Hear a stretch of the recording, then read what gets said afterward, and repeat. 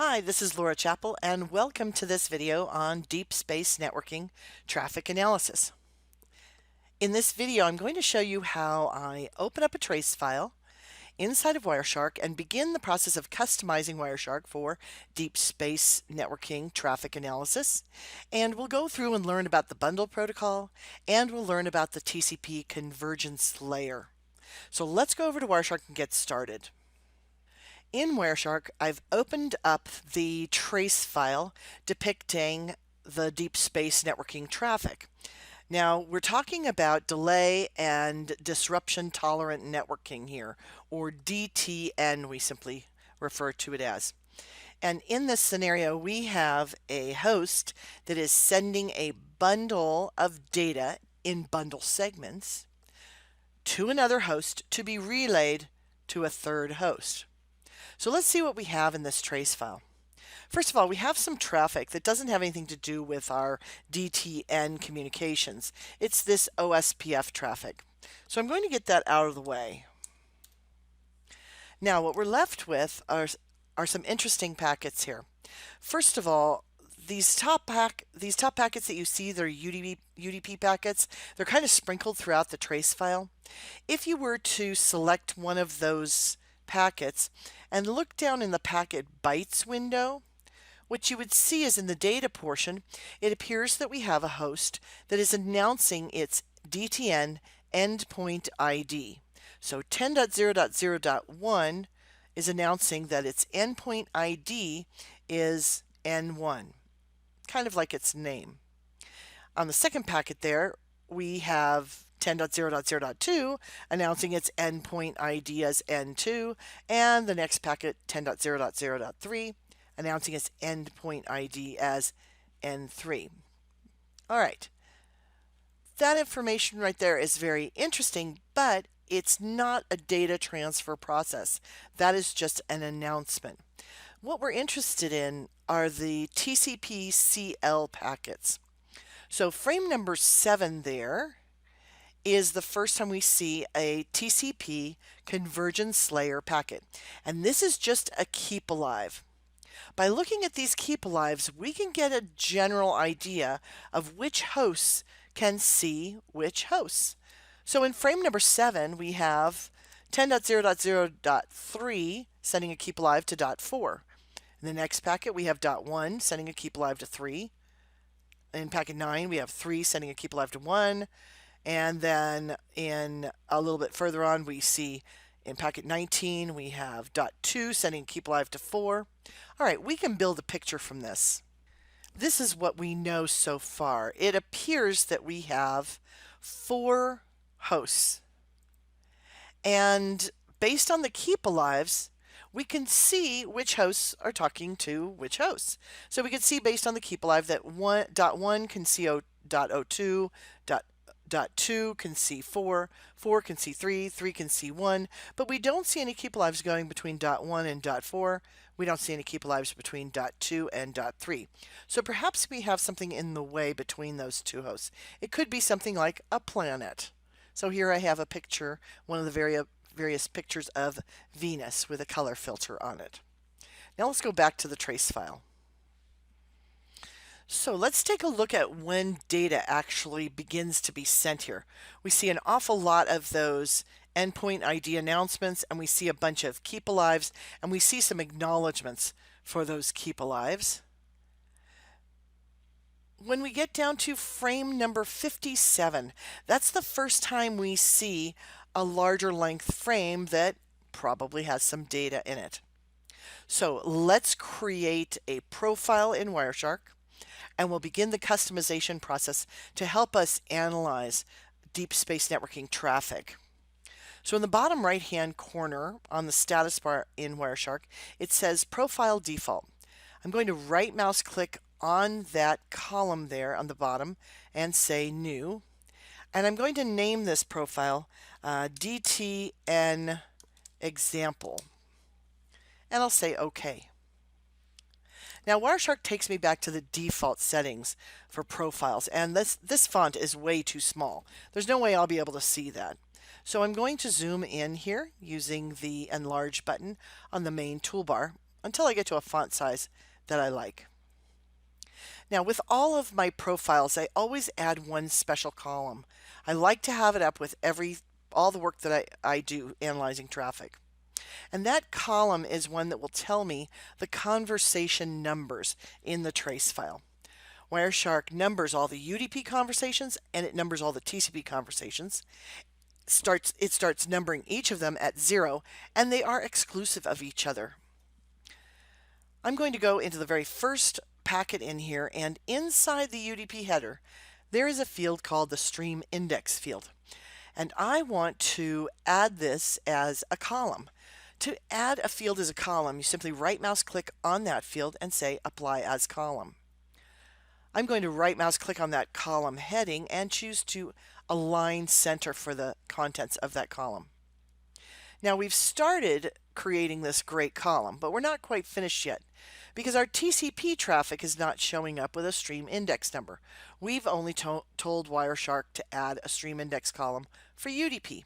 So I'm going to right mouse click on that column header, and I'm going to choose to edit the column. And I can see right here that the fields that the field that it's based on is udp.stream, and I'm going to add on to this to say or tcp.stream. It doesn't matter if you do TCP stream or UDP stream or this direction, doesn't matter. Either way that will work, and I'm going to say OK. There we go. Now, as conversations are intertwined, it's easier for me to see which conversation I'm currently working in because I have the conversation number on the left-hand side. So the next thing I want to do is I want to pull out the most active conversations in this trace file. I'm going to go up to Statistics and Conversations, and I'm interested in the most active conversations based on the TCP layer. I'm going to sort based on the byte count from high to low, and there I can see I have 2 conversations of interest here. These top 2 are what I want to look at. That's data flowing. So I'm going to right mouse click on the very first line here, which is traffic between .3 and .1. I'm going to right mouse click and prepare a filter based on the selected value going in both ways.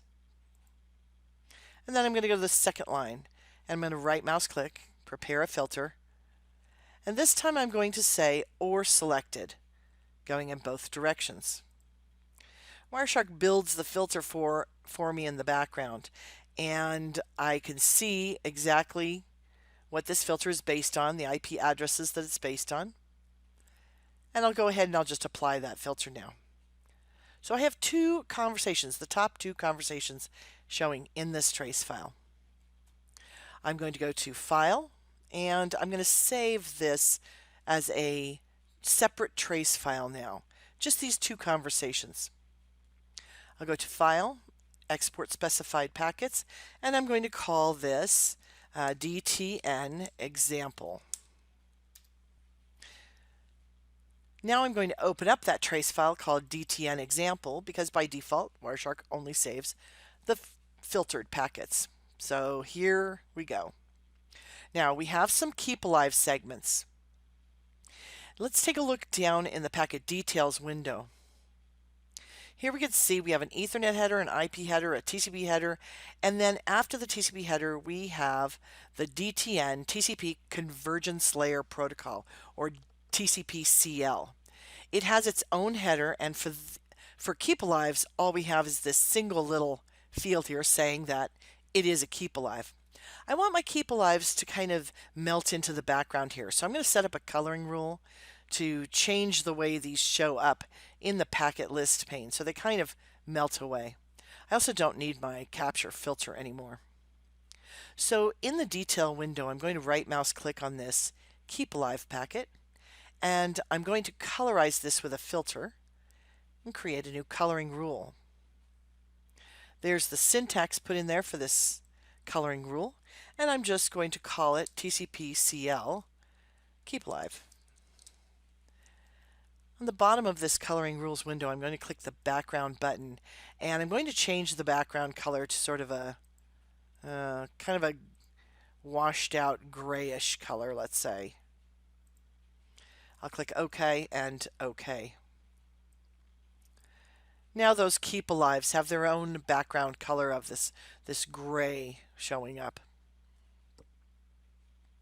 The next thing I want to do is I want to look for anywhere where it says bundle protocol, and I should expand the protocol column so you can see what's marked as TCP/CL. Frame number 14 shows up, and in the info column it says bundle TCP/CL segment, TCP segment of a reassembled protocol data unit. Wireshark's TCP reassembly function is on, and we'll talk about how that affects the view in just a little bit. But if we look inside of frame 14, I'm going to move this up, what we can see is that we have the TCP header, and then right after that, Wireshark is telling us that 3 different segments have been reassembled to create this bundle segment. Let's stop for a moment and let me show you how bundles relate to bundle segments, which relates to TCP segments.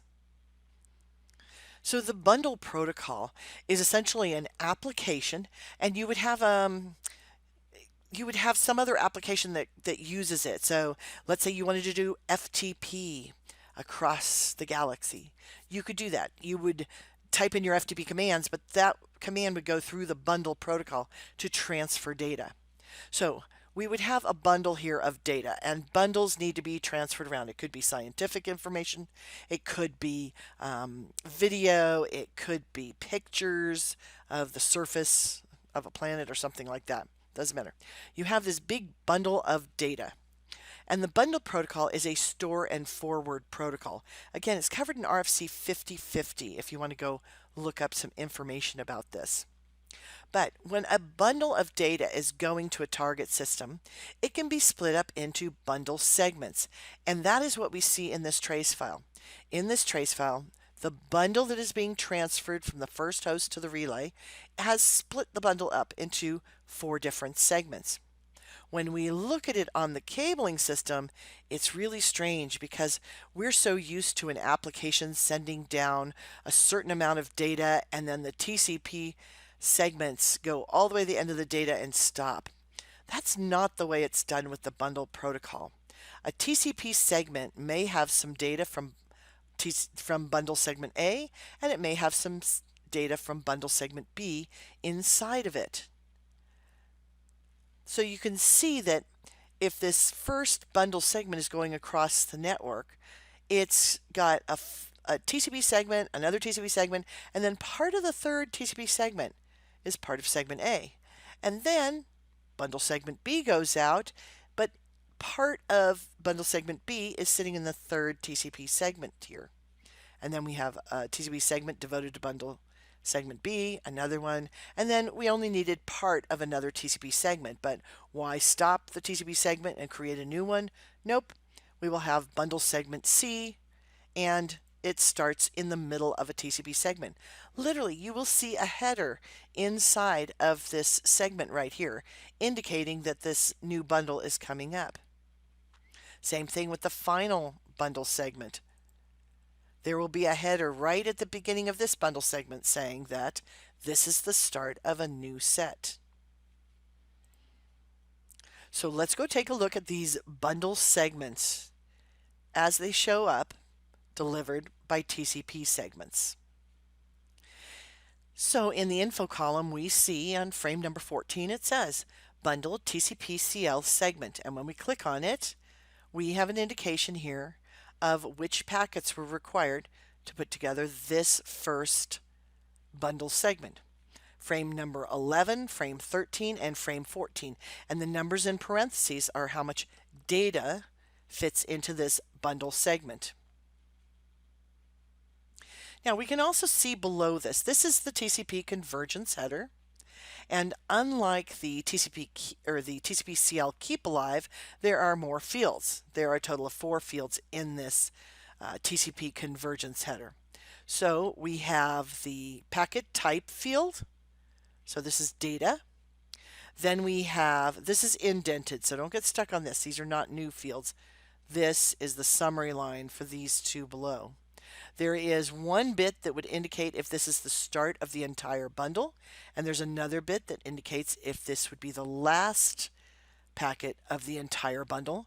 And then we have a line that tells us how large that TCP bundle segment is. That is a bundle segment length.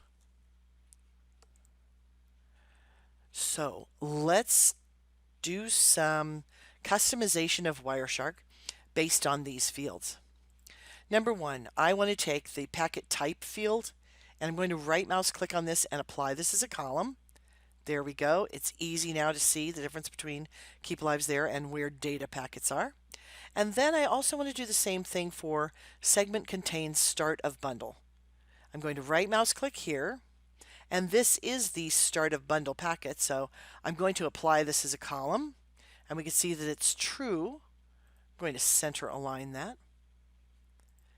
And then this next field, segment contains end of bundle, I'm going to add that as a column as well. And I'll center align that. Now it's pretty easy to look through the trace file and see which packets are the start of the bundle, and then farther on we'll be able to see which packets are the end of the bundle. That's the end of the entire bundle, not the bundle set or bundle segment, but the bundle itself. To make it even easier to detect these, I'm going to set up two coloring rules. I'm going to set up one coloring rule that turns all packets that are the start of the bundle a green color and then the end of the bundle red. So in frame number 14, I'm going to right mouse click on this line that says segment contains start of bundle, and I'm going to choose colorize with filter, new coloring rule, and it's already set to a 1 because this is the start, so I'm going to just name this start of bundle. And then for the background, I'm going to choose sort of a lime green-ish. Now, by setting that coloring up, it's very easy for me to detect where the start of the bundles are in the trace file. 3 of the packets should have matched that. Here's another thing we can do. We can right mouse click on that field and just simply prepare a filter based on the selected value. That just puts that filter to detect the start of bundle packets up in my display filter area. And on the far right hand side of the display filter area, there's a little plus there. I'm going to click that plus, and I'm going to turn this into a button. I'm going to give the button a label, which is going to be S-bundle. That to me means start of bundle. I'll say OK. Now I have a button. When I click on it, any packets that have the start of bundle bit set to a 1 will show up. Let me clear out the filter that the button just applied. I want to do the same thing with the end of bundle. I want to give it a color. I'm going to give it a vibrant red, and then I'll make a button so I can easily detect the end of bundle and just show those packets. Now this packet has the end of bundle bit set to a 0. I'm going to change that to a 1 when I do my coloring rule. I'm going to change that to a 1 when I do my display filter button. So I'm going to right mouse click on this packet, prepare colorize with a filter, new coloring rule, name it end of bundle, and I'm going to give it a background color of this vibrant red. I'll say OK, OK. So now it's very easy. Oh, I forgot to change the number. Oh, well, it's good for you to see how to edit coloring rules. To edit a coloring rule, we go to View, Coloring Rules. And I wanted to change this to a 1 at the end. There we go. All right, so now we can see there's the start of a bundle, there's the end of a bundle. There's a start of a bundle, and there's the end of a bundle right here. The first start of bundle we see going from 10.0.0.1 to 10.0.0.3. So the first thing we see in here is we see a bundle being transferred from dot 1 to dot 3 in bundle segments. After that bundle is done, right there, then down on frame 37, we see another bundle starting, and this bundle is from dot 3 to dot 4. This is the first bundle being forwarded on by dot 3, so it's being relayed on. And then we see the end of that bundle after it's been relayed. And the very last packet that we see here, from 3 going back to 1, it's a little strange. It's its own bundle. We can see that the start of bundle is set at true and the end of bundle is set at true. First of all, I want to pop up a button up here for end of bundle. Well, I'll use this packet since it has the end of bundle bit set on.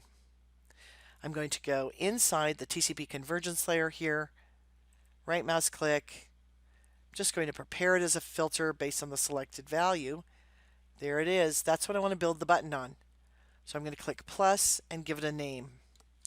E bundle. That means end of bundle to me. So now if I want to see the end of bundle packets only, I can click on the second button. I want to see the start, I can click on the first button. I'm going to go ahead and clear this out. Now you'll notice that after this bundle has been relayed from 3 to 4, there's this packet, this strange packet here, where it has the start and end of bundle bits set on. That means it's its own little bundle. And this is actually a reporting packet. So let's go inside of it and take a look. Let me bring up this, let's see, I'm going to bring this sort of up so we see it up on top. And it is frame 49 we're interested in. And when we look inside of frame number 49, we see the TCP convergence layer indicating it's the start of a bundle and the end of a bundle also. So we're obviously not transferring a bunch of data here. And then we'll see the primary bundle header. And if we look a little bit farther in here, we will see a payload header. And beyond this, we have the administrative record. So this is indicating right here that this is a bundle status report. That's the purpose of this packet. I don't want this packet to be colored red just because it hit the end of bundle coloring. I want this packet to have its own coloring. So I'm going to right mouse click on the line that says Administrative Record Type Bundle Status Report, and I'm going to choose to colorize this with a filter, make a new coloring rule. There's that line, Admin Record Type 1, and I'm just going to say that this is the admin report. I'm going to turn the background yellow for this one. Say OK. And now, there we go. This is the admin report.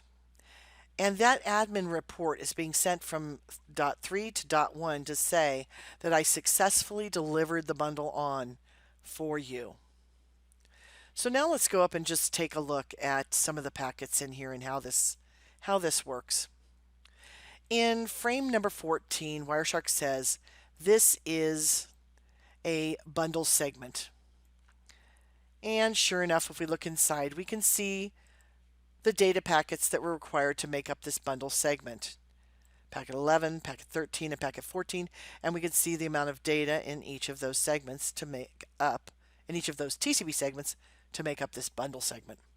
And then when we look down at frame number 18, again on the right hand side it says bundle TCP/CL segment. And if we look inside of that frame, we can see which TCP segments were required to make up this bundle segment. And there's the weird one right there.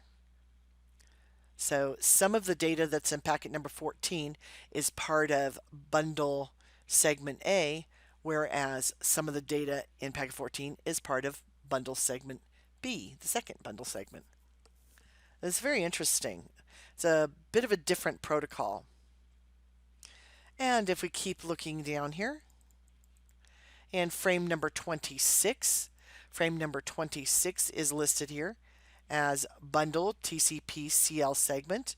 And if we look inside of there, we can see, oh, let's see, 14. I think I did that one before. Let's clear that out and let's go beyond that to the next bundle segment. Oh, maybe I didn't. I don't remember. So I'm clicking on frame number 26, and in frame 26, oh, it just hadn't clicked. I didn't click on frame 26 before. It was still selecting frame number 18. So now I'm on frame number 26 that says some of its data is in frame number 18, some of it is in 23, 24, and 26. And then the last bundle segment is actually the one that finishes up the whole bundle. So frame number 32, we can see it's data. And if we look down here, we can see exactly which frames were required, which TCP segments were required to get this bundle segment across. Whew. It is pretty, it can be pretty confusing to look at this because we have bundle segments and then we have TCP segments, and they don't necessarily align. Along the way here, we had some ACKs showing up. So here we have the first bundle segment up here, and then we have an ACK down here on frame number 20. This frame number 20 ACK that we see, it is acknowledging receipt of this bundle segment. This ACK down here on frame 27 is going to be acknowledging this bundle segment. The ACK counts up. So if I look at frame 20, I see an acknowledgement saying ACK length 4096. That was how much data was in the first bundle segment. I go to the next ACK and it says now I'm ACKing up to 8192 bytes because it's now acknowledging the second bundle segment. We'll see the next ACK coming up right here. This ACK is acknowledging the third bundle segment. So this guy is acknowledging this bundle segment, which of course includes those packets. And we can see that it's counted up to 12,288. And then we have the last ACK here, which is counting up also the very last bundle segment.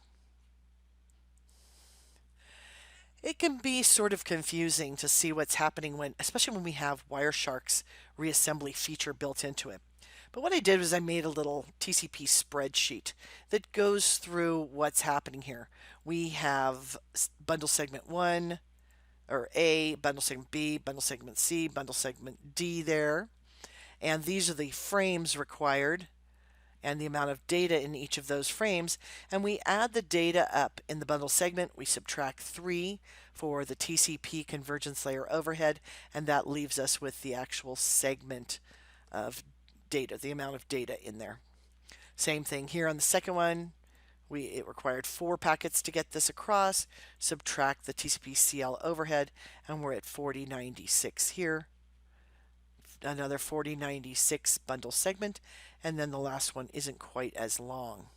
So I'll bring that back in a moment when we talk about the bundle header itself.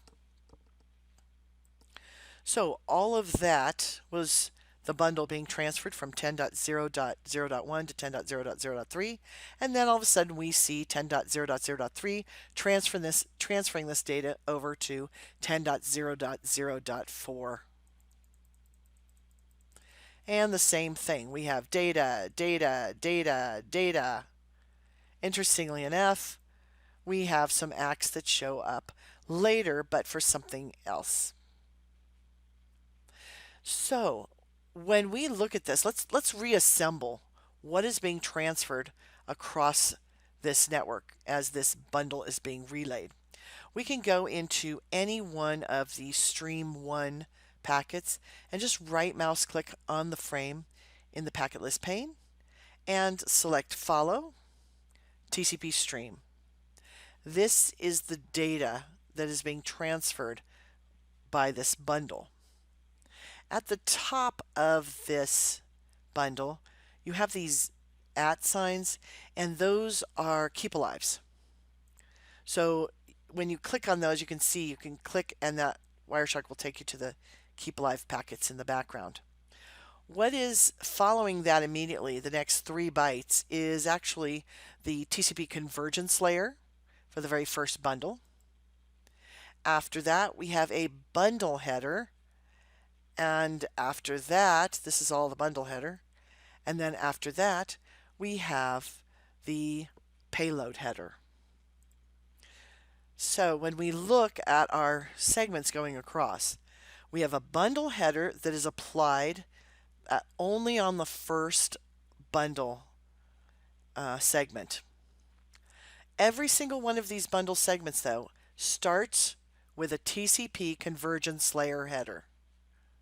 That's how we know it's the beginning of a bundle segment. The very first bundle will be followed by a bundle header, and then it will be followed by a payload header. So these are the header structures that you would see in something like this.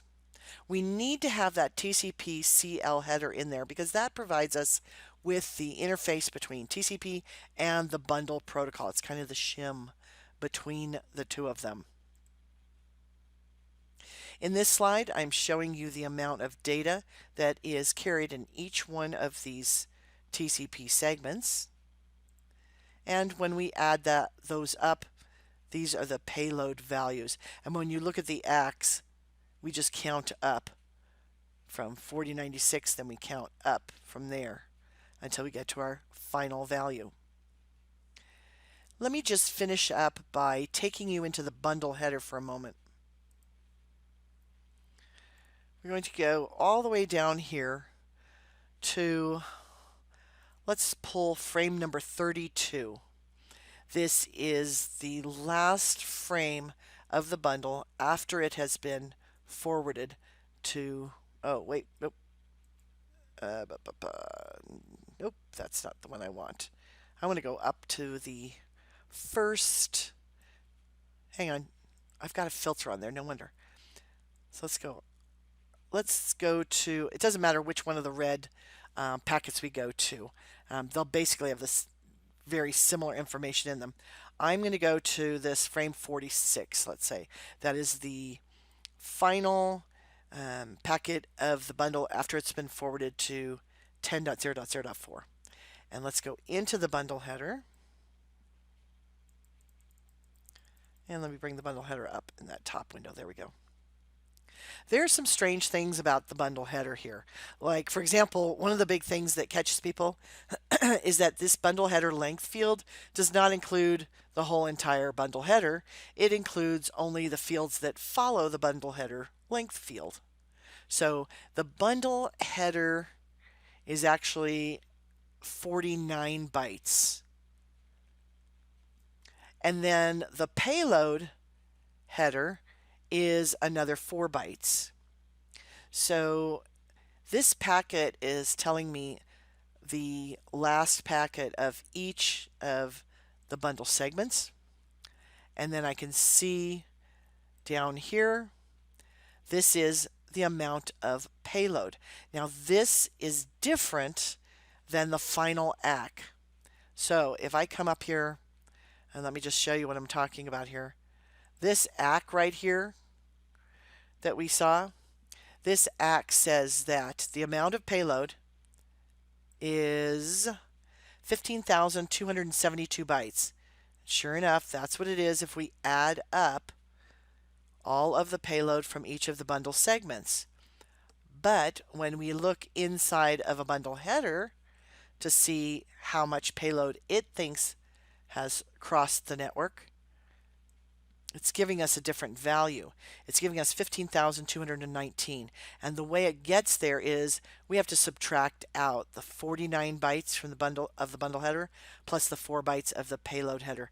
We got to get rid of 53 bytes from the extra payload headers and bundle header at the front. So that's how we get to that particular number.